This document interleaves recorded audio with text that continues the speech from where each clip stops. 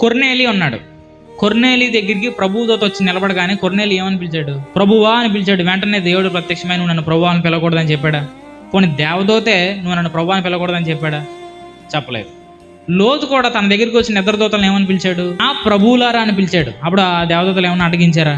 ఇలా చాలాసార్లు అడ్డగించలేదు. దేవదూతల జ్ఞానం ఉంది, దానికి ఆశపడి, దేవదూతల స్వరూపం ఉంది, దానికి ఆశపడి గౌరవప్రదంగా పిలవాలి అనే భావం ఎవరికి ఉంది? ఇప్పటికీ యూదులకు ఉంది. అందుకే మీరు చాలాసార్లు బైబిల్లో చూసినప్పుడు దేవదూత వచ్చిన ప్రతిసారి సాగిలిపడినట్టు ప్రభువా అని పిలిచినట్టు ఉంటుంది. వాళ్ళందరినీ దేవుడు ఎప్పుడైనా అడ్డగించాడా? కానీ ఒకే ఒక్క సందర్భం, యోహాను ఎప్పుడైతే ప్రభువాన్ని సాగిలిపడ్డాడో అప్పుడు అంగీకరించలేదు దేవుడు. ఎందుకు?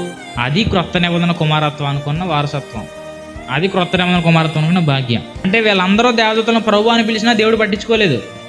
వాళ్ళు పిలవడం వాళ్ళకి యోగ్యతే, పిలవడమే వారికి సరిపోయింది. ఎందుకు? వారు దేవదూతల కంటే క్రింది వారు, దేవదూతల ఆహారం కోసం తాపత్రయపడేవాళ్ళు, దేవదూతల కంటే తక్కువ వారు. సంఘం అలా కాదు. ఎందుకంటే సంఘం అంతటి కోసం ఒక్కడు దేవదూతల కంటే తక్కువ వాడయ్యాడు. దేవదూతల స్వభావమును ధరించుకొనక అబ్రహాము సంతాన స్వభావాన్ని ధరించుకున్నాడంటే ఆయన దేవదూతల కంటే తగ్గినవాడు అయ్యాడని అర్థం. అందుకే హెబ్రీ పత్రికలో చెప్పాడు, దేవదూతల కంటే తక్కువగా చేయబడిన యేసు ఇప్పుడు ఏం చేస్తున్నాడంటే అనేకులైన కుమారులను మహిమకు తెస్తున్నాడు. అంటే యేసు ప్రభు దేవదూతల కంటే తక్కువ వాడు అయ్యాడు కాబట్టి ఇప్పుడు మనం ఏమయ్యాం? దేవదూతల కంటే ఎక్కువ మనం అని.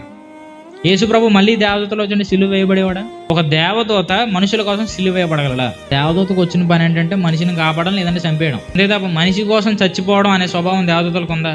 అందుకే ఆ దేవదూతల స్వభావాన్ని ఆయన ఎంత మాత్రం ధరించుకోనక అబ్రహాము సంతాన స్వభావాన్ని ధరించుకుని రక్తమాంసాల్లో పాలువాడై సాతాను యొక్క మరణం యొక్క బలం గల వారిని నశింపజేయడానికి శరీరధారిగా లోకానికి వచ్చాడు.